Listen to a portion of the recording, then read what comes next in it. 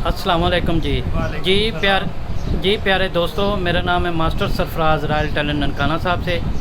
मेरे चैनल का नाम है रॉयल टेलर 574।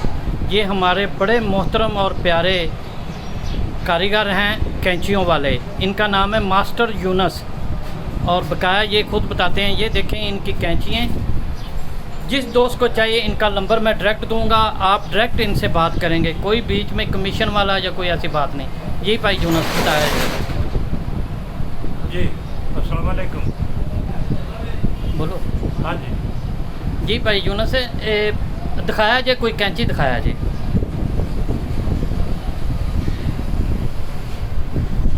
है देखो जी, इधर करें जी। भाई यूनस ਇਹਦਾ ਕੀ ਰੇਟ ਆ? ये कह जी 14,500 रुपये।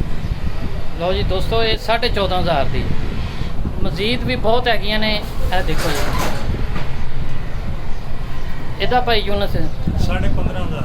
ਇਹਦਾ 15,500। ਭਾਈ यूनस ਆਪਣਾ ਨੰਬਰ ਬੋਲਿਆ ਜੀ। 0300 पूरा 79 84 764। ਐਡਰੈਸ मास्टर कैंची हाउस पार्टी चौक लाहौर। ਦਾਤਾ ਸਾਹਿਬ। दादा साहब।